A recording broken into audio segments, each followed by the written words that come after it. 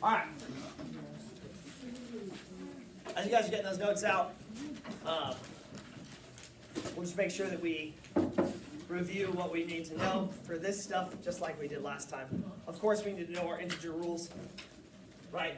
Same sign, add, different sign, subtract, keep the sign. Now the bigger one so you can be exact. What?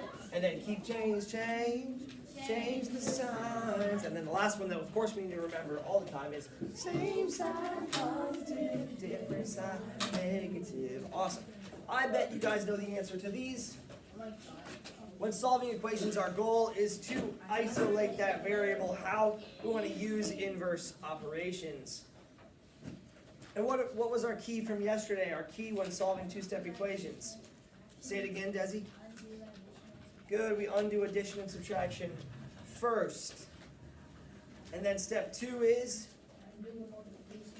undo multiplication and division next. And why do we do that order? Well, it's because when we think about the order of operations, when we're solving, this is what we learned yesterday, right? When we're solving equations, you use the inverse or the opposite operation. All right, so if we're using the inverse or the opposite operation, that means we should also do the order of operations in that opposite order, in that reverse or inverse order. Inverse is undo things, so we need to undo the order of operations. So I want you and your partner to do number 1 and number 2 on the notes. I think you guys can do it. I have some scrap area to the side. Key things to look for. We have a negative on the right side of that equal sign. I want you and your partner to do number 1 and number 2 together. I think you guys can get it done in just a couple of minutes. Okay? Bless you. So I'm gonna pause the video here. I wish there was a way to just pause the video instead of have to stop and then restart it. That'd be cool. Okay, so here we go. Number 1, there's the work. Make sure when we are subtracting, right? Same sign, add different. This is different signs. We want to subtract.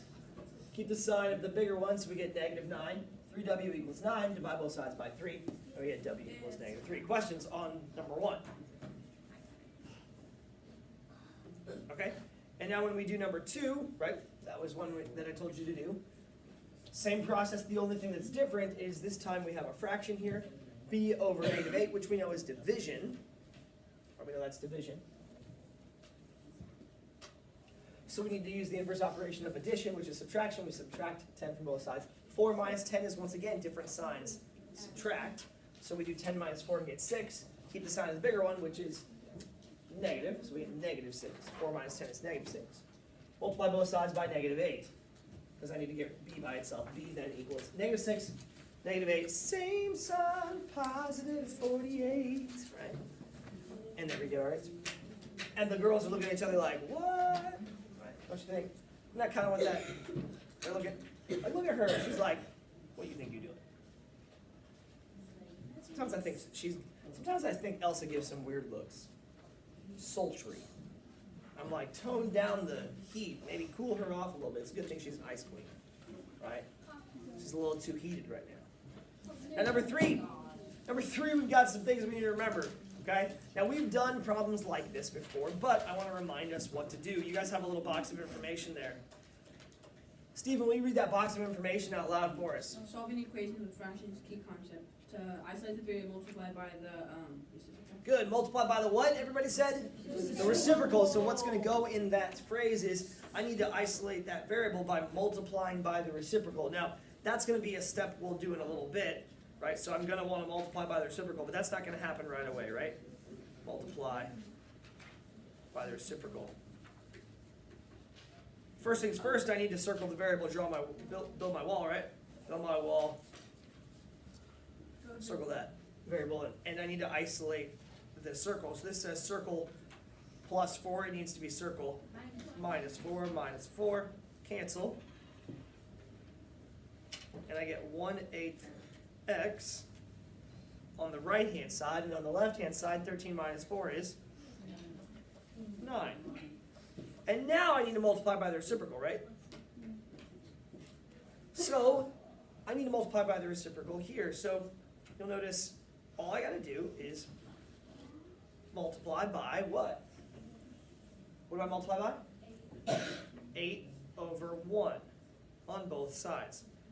Now you guys might be thinking to yourself, well, this says 1/8 times x times 8 over 1. How do I cross cancel? Well, we use the commutative property. Just so you know, commutative property of multiplication says that I can change the order, right? So can I change the order of those two? Yes. Absolutely. I can do this as 1/8 times 8 over 1 times x. So you'll notice that I'll be able to cross cancel, right? Cross cancel the 1s, cross cancel the 8s. So that means I can cross cancel the 1s and cross cancel the 8s. All right, so the 1s will cancel, the 8s will cancel. What am I left with on the right-hand side? 1x. And do I need to put that 1? No, it's an implied 1 in front of that x. And then 8 over 1 times 9 over 1, right? We can put that over 1 if we want. And we get 72. Now, because I like it to come variable first, our answer would then be x equals 72. Questions on that one? Yes, sir? If we need to find a common denominator for all of them, if they're all fractions, would we find a common denominator for the one in the circle, or would we just leave that the same? If we're going to find a common denominator for everything, everything needs to have a common denominator. We'll get to it like that. All right, so you guys will notice the number skipped to number 5, I think, on your notes. That's because I covered up number 4 with the box of information that we have. So I'm going to do 1 decimal 1, then you're going to do 1 decimal 1. And just because it has decimals doesn't mean we have to be like, it's got decimals. It doesn't matter for us. You can do some side work if you need to, right? So first things first, I set up the problem, build my wall, circle my variable and coefficient. This says circle plus 2.4, so I need to do circle minus 2.4. Minus 2.4. So I'm going to do some side work here. Okay, 18.4 minus 2.4. Keeping in mind that I need to line up those decimals, right? That's the big key. I need to line up those decimals. Luckily for me, the subtractions are a little bit easier. 4 minus 4 is 0. Bring down the decimal. 8 minus 2 is 6. And 1 minus placeholder 0 is 1. So 16. So I bring down the thing that's not crossed off on the left. That's 2m. And then 16. And now this is a pretty straightforward problem, right? I need to divide both sides by 2. I'm left with m equals 8. So if you need to do some side work, do it on the side. If you have to add or subtract decimals, make sure that you line up those decimals, right? Line up decimals. Cool. All right, I want you guys to try number 6. Go. With your partner, with your partner.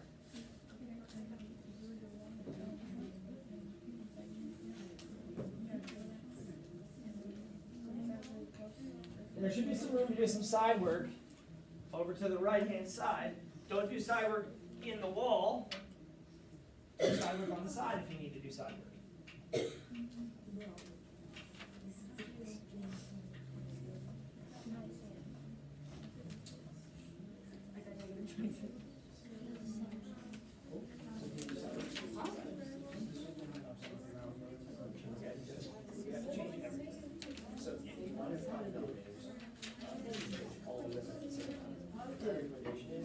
Subtract 2 bits, and you don't need to if you just move this piece over.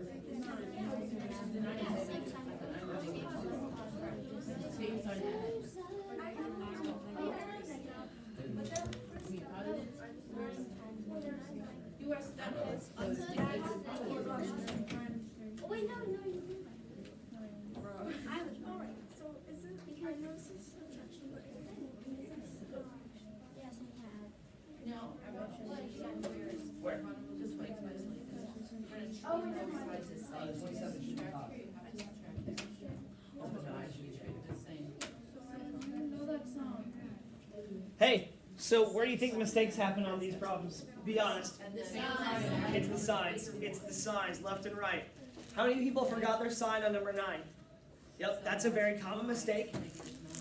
They forget the sign on 9 because they're like, oh, I need to add them, so they ignore the subtraction signs, or they ignore the negatives because they know they're adding. So they ignore them and just add and forget to keep the sign of the bigger one, right?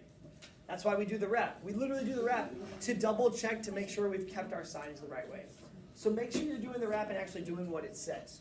Okay? You're gonna add them. And then, so this will be negative because we keep the sign of the bigger one. The bigger one's negative, so we keep that sign. All right, now here come the ones where people are like, don't be. You're fine. You're fine. Subtracting and adding fractions is not a big deal. We know what to do. So let's set up our problem again, right? Build that wall. Circle the variable and its coefficient. I need to isolate the variable. How do I do that? Well, I need to use inverse operations. So I need to subtract what from both sides? 2/5 minus 2/5. I'm going to do some side work for this because I don't want to get common denominators. I don't want to do a bunch of work here. The next step should be 2/3 t equals something. That's what the next step should be. So I'm going to need to do some side work. This looks like subtraction. Why? Why is it subtraction? Different signs. Good. So 7/10 minus not 2/5, but 4/10. good. Why 4/10? Because you have to get common denominator. Exactly. Got to get common denominators. Common denominators. Now, Saeed asked a question earlier. He said, if I need common denominators, do I need to get common denominators for everything? So No. I misunderstood his question earlier. The actual answer to your question would be no. It depends on what I'm using them for. There's another way to do these where you eliminate the fractions all at once by multiplying by the least common denominator. You would multiply this by 30. You multiply each term by 30 and all the fractions would disappear, and then you'd solve it normally. That's one way to do it. That's not the way I do it. Yeah, so you get 3/10. So we got 2/3 t equals 3/10. And now what do I need to do? Yep, multiply by the reciprocal.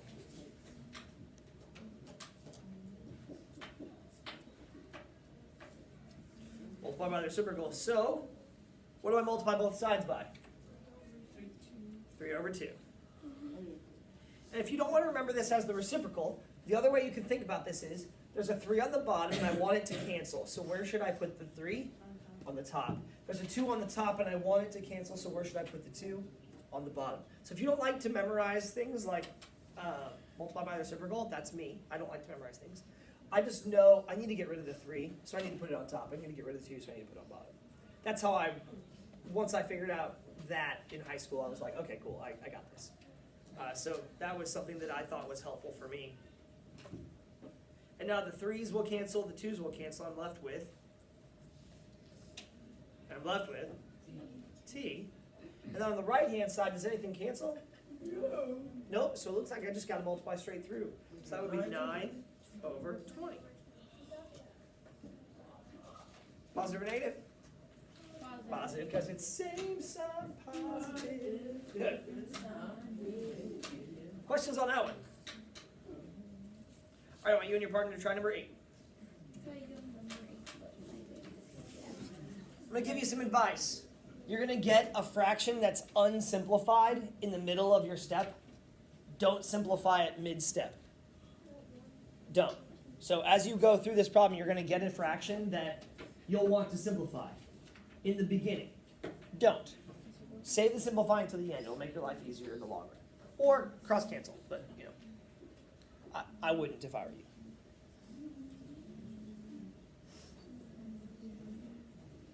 Make sure you're using the side to do side work, like I did on the problem yesterday, or the problem earlier. See like that? This is the one I'm saying, you don't simplify big side. Why? No, this is perfect. What you do is perfect. A lot of people see this, get this, and they simplify it. But notice how, what happened? Oh, you can simplify. Oh. Yeah, they got canceled, so you don't need to do extra work. More work, or more steps makes it so that you have more opportunity to make mistakes.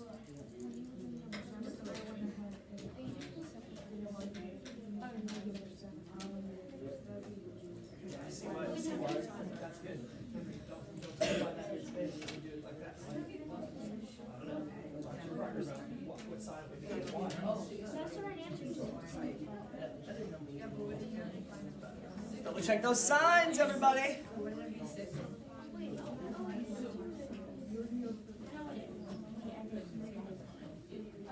Right there.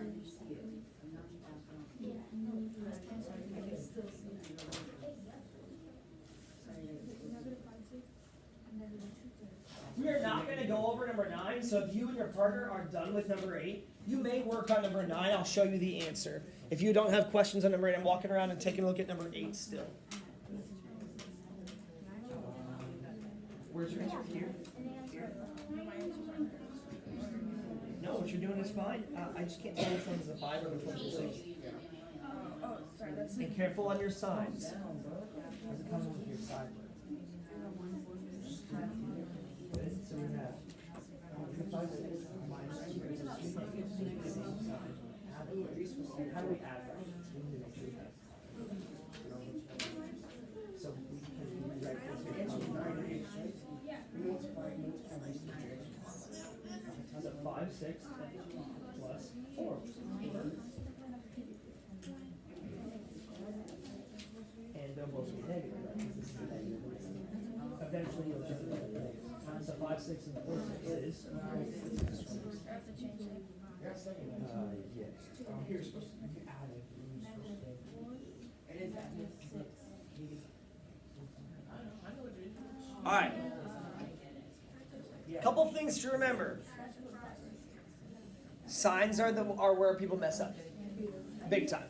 Okay? All right, ladies and gentlemen, bring it back in. So, we do a pretty good job here, and most of us are figuring out how to get common denominators, right? Why did I add them? Why did we add these? Oh. Because the signs are the same. Exactly, same sign add. They're both negative, so we need to add them. And then the answer will be negative. So we add them. Notice here I mentioned don't simplify this. A lot of people look at this and they say, oh, it's 1 1/3, right? Or they simplify it to get 3 halves, 1 1/2. But that actually makes more work for you. So leave it unsimplified, 9/6, because notice what happens. If you leave it as 9/6, those 6's will end up canceling.